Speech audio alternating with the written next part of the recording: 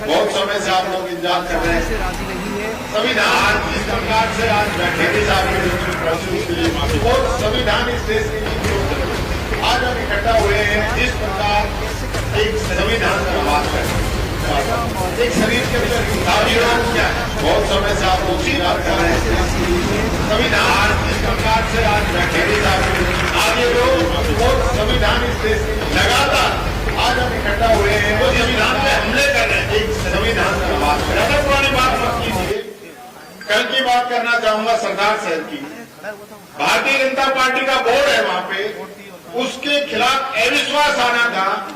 सारे पार्षद अविश्वास के खिलाफ वहां पहुंच गए कलेक्ट्रेट के अंदर और चुनाव अधिकारी 11 बजे का समय लेकर 11:15 बजे जाके हॉस्पिटल के अंदर एडमिट हो गए। वो लोग पूरे दिन बैठे रहे, वापिस आ गए। अब 14 तारीख जुलाई की उसकी वापिस डेट दी ताकि ये वापिस तोड़फोड़ कर सके। आपने देखा वो इससे पहले भागना के अंदर सारे पार्षद पहुंच गए वोट डालने। मतदान होना था, वोट डालना था, वोट डालने पहुंच गए। जब वोट डालने पार्षद तो पहुंच गए लेकिन वोट डलवाने वाला ही नहीं पहुंचा। वो जाके हॉस्पिटल में एडमिट हो गया। चंडीगढ़ में आपने देखा किस प्रकार से वोट डालने के बाद में वोटों को क्लोज किया जा रहा था। अगर वो कैमरा नहीं होता वहां पे तो पता ही नहीं चलता कि इन्होंने तो कोई पोलिंग में वोटिंग में इधर से उधर कर दी हो। कि संविधान पे लगातार हमले किए जा रहे। आप कितने मेहनत करोगे फील्ड के अंदर, वोट ही बदल देंगे। राहुल गांधी जी कितनी बार कह चुके हैं कि महाराष्ट्र के अंदर किस प्रकार से नए वोट जोड़ दिए गए, पता ही नहीं चल रहा। चुनाव आयोग बताने को तैयार नहीं। क्यों भाई, आप बता दीजिए ना कितने वोट काटे, कितने जोड़े। ये हालत देश के अंदर हो चुकी। और सुनिए आप, अजीत पवार महाराष्ट्र के अंदर उस पर आरोप खुद मोदी जी और अमित शाह लगाते हैं। हजारों करोड़ के घोटाले का आरोप लगाते हैं, जेल में बंद करने की बात कहते हैं। और वो आदमी बीजेपी ज्वाइन कर लेता है, उसको डिप्टी सीएम बना देते हैं और उसका केस भी जो है ईडी माफ कर देती है कि नहीं नहीं कोई साक्षी नहीं है, ये तो भला आदमी, इससे अच्छा कोई आदमी को नहीं। ये हालत इन लोगों की। इसलिए मैं कहना चाहूंगा आज जरूरत है।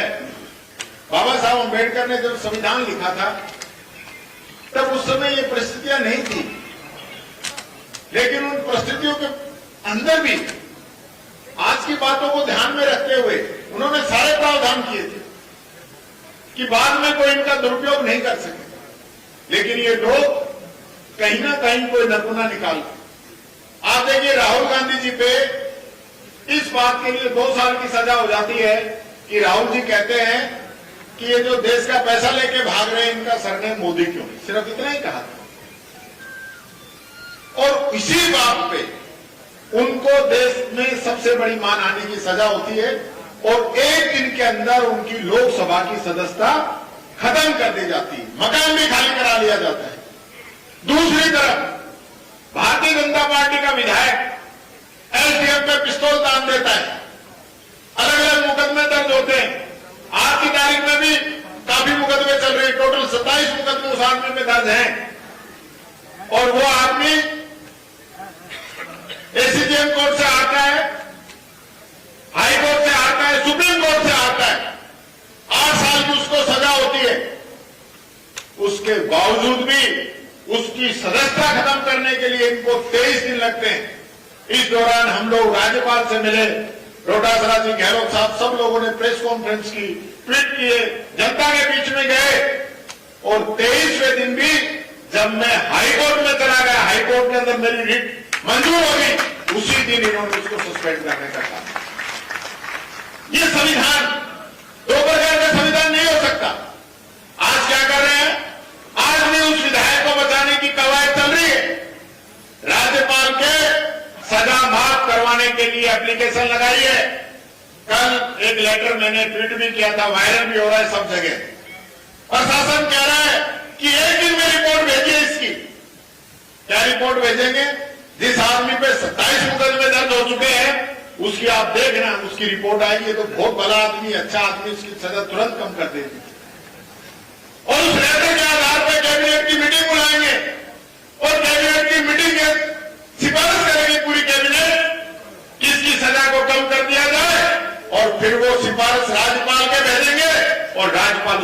मोहर लगाएंगे और इस प्रकार से ये संविधान का, कानून का दुरुपयोग करने का काम करें। और ताकत राज्यपाल महोदय को संविधान के अंदर ऐसे किसी भी कैदियों की सजा माफ करने के लिए नहीं है, उसका कारण होता है। तो इस प्रकार से तो जितने भी ये जो बलात्कारी जो भारतीय जनता पार्टी के अंदर शामिल होने लग रहे हैं, इन सबकी सजा माफ कर देना, इन सबको जेल से छुड़वा देना। आज देखो कि हाथ के और क्राउड है, तो सब लोगों की सजा माफ कर दो, सबको बाहर निकाल दो और बीजेपी ज्वाइन करवा दो और इस संविधान को जो खत्म करने का काम कर रहे हो, इसको एक ही दिन के अंदर खत्म कर। साथियों में कहना चाहूंगा, साथी साथ की नहीं है, जिस दिन का संविधान लागू हुआ, इन लोगों ने, आरएसएस के लोगों ने उसी दिन इस संविधान की जो प्रति थी उसको जलाने का काम किया था इन्हीं आरएसएस के लोगों को। और इसी आरएसएस को सरदार पटेल ने बंद करने का काम किया था। और आज ये लोग सत्ता के अंदर आके देवेंद्र की सरकार का नाम लेते हैं और रोजाना इस संविधान को कुचलने का काम कर रहे हैं। रोजाना इसका एक एक पन्ना जो है उसको फाड़ने का काम कर रहे हैं। मैं आप लोगों से कहना चाहूंगा, अपील करना चाहूंगा, क्या हम लोग ऐसे ही चुप बैठे रहेंगे? आपको चुप बैठे रहना चाहिए। हर एक देश के नागरिक की जिम्मेदारी है कि वो इस संविधान की रक्षा करे, क्योंकि ये एक संविधान इस देश के हर एक नागरिक की रक्षा करता है, चाहे वो अमीर हो, चाहे वो गरीब हो, चाहे वो दलित हो, चाहे वो पिछड़ा हो। ये लोग दलितों का आरक्षण, एसटी का आरक्षण, ओबीसी का आरक्षण सब खाने में लग रहे हैं। आप देखिए, बैंक इन्होंने प्राइवेट कर दिए, एलआईसी प्राइवेट कर दी, रेल इन्होंने बेच दी, एयरपोर्ट इन्होंने बेच दिए, हाईवे इन लोगों ने बेच दिए। जो बड़ी बड़ी कंपनियां थी जिनकी स्थापना पंडित जवाहरलाल नेहरू ने की थी, गेल इंडिया, ऐसी सारी बड़ी बड़ी जो कंपनियां थी उनको बेचने का काम इन लोगों ने कर दिया। जब पोस्ट ही नहीं रहेगी तो आरक्षण वहां पे कहां से? आज 30 लाख नौकरी भारत सरकार की खाली पड़ी है, दे दो नौकरी, नहीं देंगे, झूठ बोलने का काम करते हैं। 100 दिन में काला धन ला दूंगा, 15 लाख खाते में डाल दूंगा, 2 करोड़ युवाओं को रोजगार हर साल दे दूंगा, डीजल पेट्रोल रसोई गैस सस्ती कर दूंगा, $1 को बराबर कर दूंगा, भारत को विश्व गुरु बना दूंगा। बना दिया। भ्रष्टाचार की क्या हालत हो गई? कल देख रहे थे आप लोग कि एसीबी को पकड़ रही है। अरे एसीबी को पकड़ेगी तो और भ्रष्टाचारी जो है उनको आप कहां से पकड़ोगे? तो कुएं में भांग उड़ी पड़ी है, पहले खुद तो निपट लो।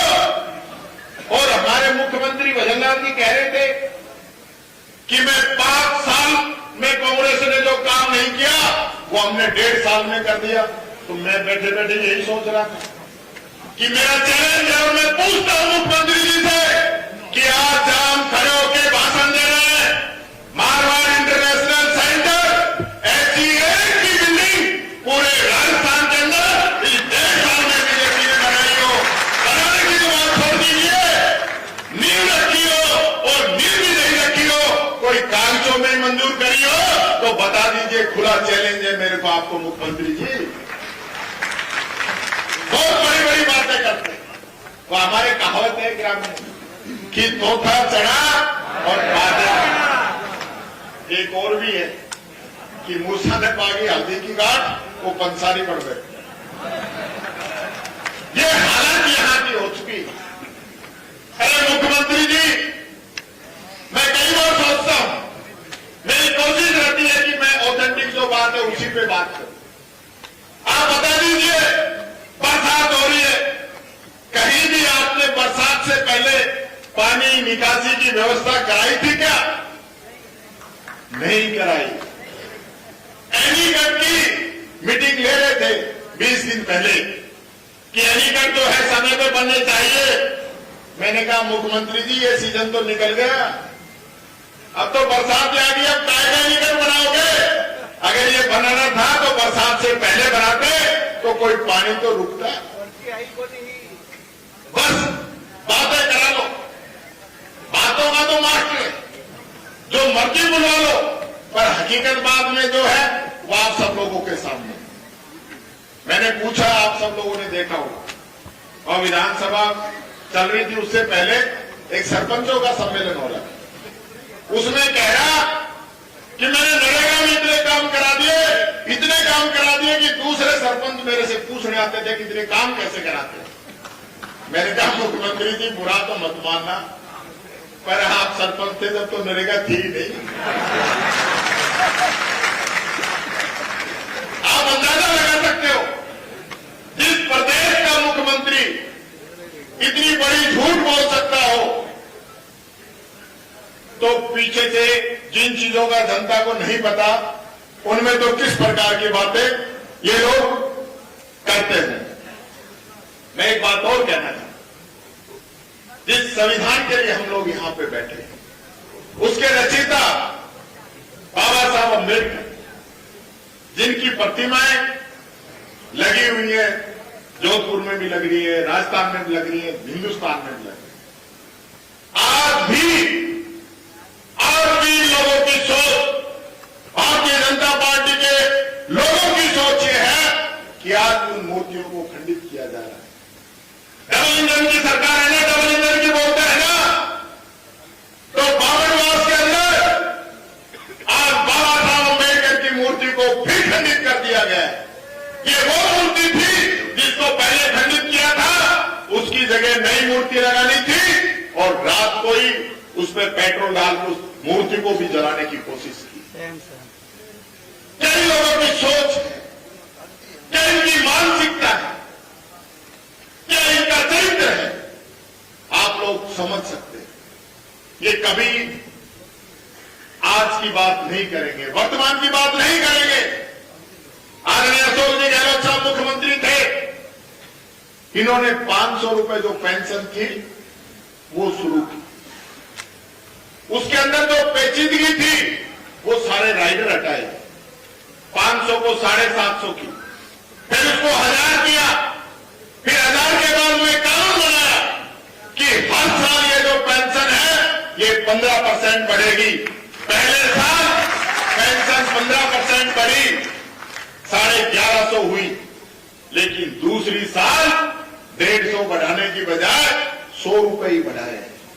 ये कानून का उल्लंघन है, और वो कानून ये भी कहता है कि पेंशन हर महीने दी जाएगी। आज इन गरीबों को, बुजुर्गों को, दिव्यांगजनों को आप पेंशन के लिए 2-2, 3-3 महीने चक्कर कटाते हो। इन गरीबों से क्या चाहते हो? क्या चाहते हो इन गरीबों से? सामाजिक सुरक्षा का मॉडल जैसा राजस्थान के अंदर ऐसा कहीं नहीं था। स्कूल जाओ स्कूल फ्री, ये डोटासरा जी बैठे मंच पे, इनके अंदर पीड़ा थी गरीब के लिए, मजदूर के लिए, आम व्यक्ति के लिए, कि एक व्यक्ति चाहे कितना भी पैसा कमाता हो, अमीर से अमीर और गरीब से गरीब, और वो गरीब जो पूरे समय पूरा खाना भी नहीं खा पाता होगा, वो भी ये चाहता है कि मेरा बच्चा अच्छी शिक्षा करे। मैं कपड़े कम पहन लूंगा, रोटी कम खा लूंगा, लेकिन मेरा बच्चा भी अच्छा पढ़ना चाहिए।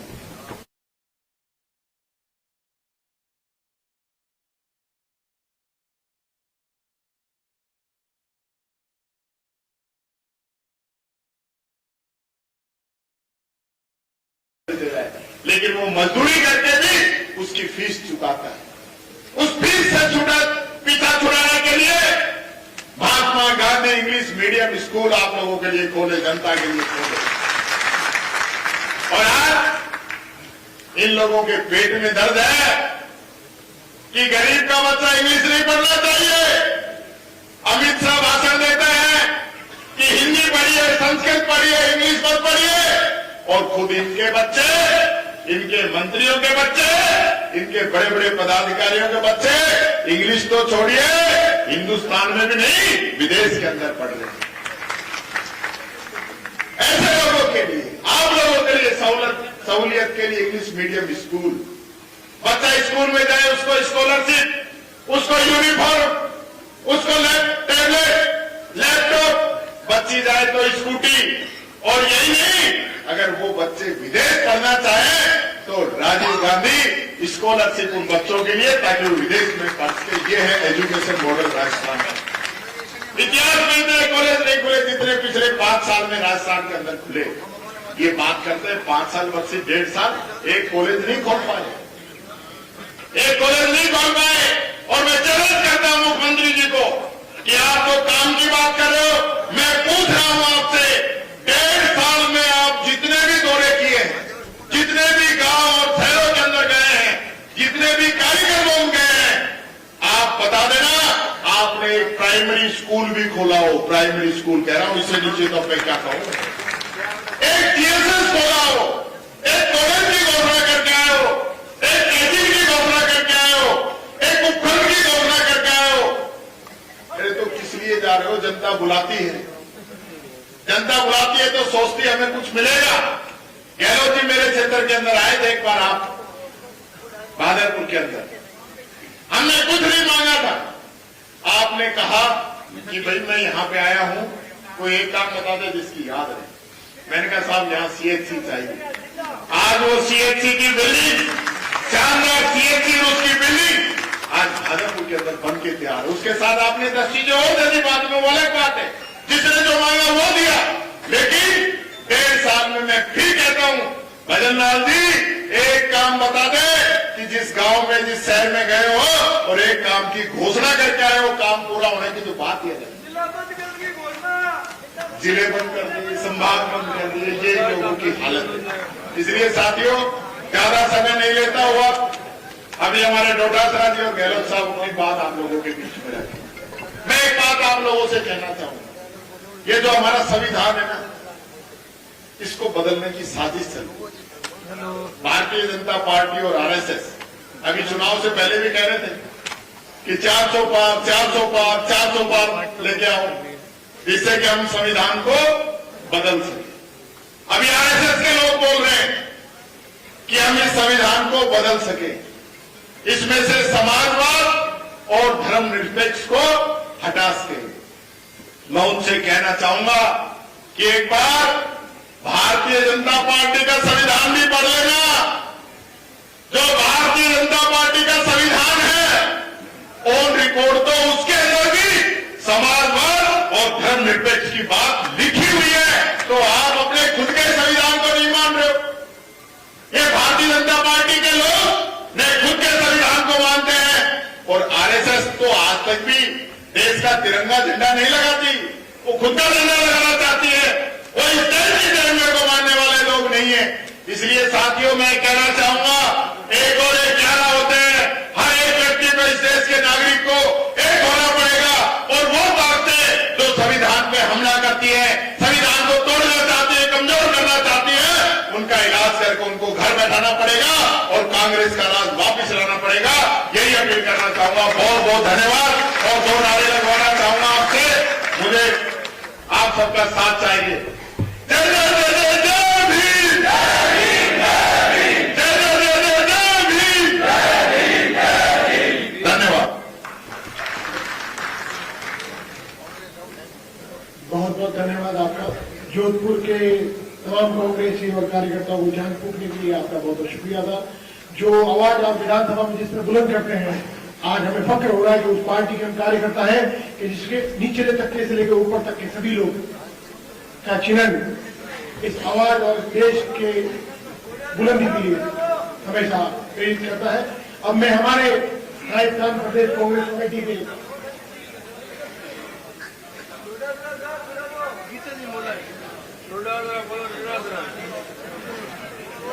गोविंद डोटासरा जी और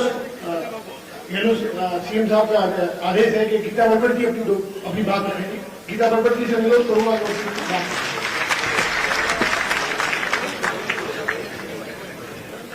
आप सभी को मेरा नमस्कार।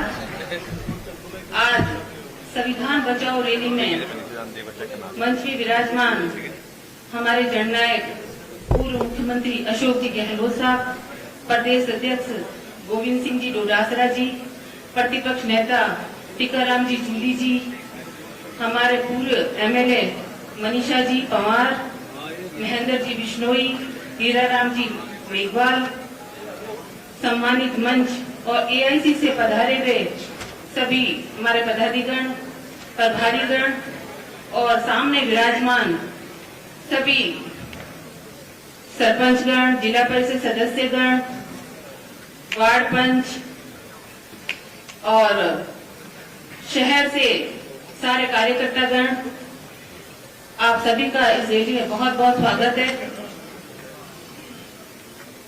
हमारे बाबा साहब जिन्होंने ये संविधान लिखा, जिसमें 36 कौम के लिए उन्होंने हर प्रावधान रखा, सबका हक लिखा, मूल अधिकार दिए, लेकिन आज मोदी सरकार आज उस संविधान को छेड़छाड़ कर रही है और हर नागरिक के साथ गलत करना चाह रही है। ये राजस्थान में डबल इंजन की सरकार क्या करना चाह रही है, जिसके दो इंजन है, एक इंजन इसका दिल्ली में जा रहा है, एक राज्य में है। इनको खुद को पता नहीं है कि इनकी दिशा किधर है। आज हर जगह इन्होंने बेरोजगारी फैला दी, आज गैस की रेटें उन्होंने ज्यादा कर दी, आज हर क्षेत्र में लोग परेशान हो रहे हैं। जो हमारी कांग्रेस सरकार थी, गहलोत सरकार थी, उसमें इतने काम हुए, गहलोत साहब ने इतनी योजनाएं लेके आए कि हर क्षेत्र में इन्होंने इतना विकास का काम करवाया, लेकिन आज जब से ये सरकार आई है, हर व्यक्ति, हर नागरिक परेशान है।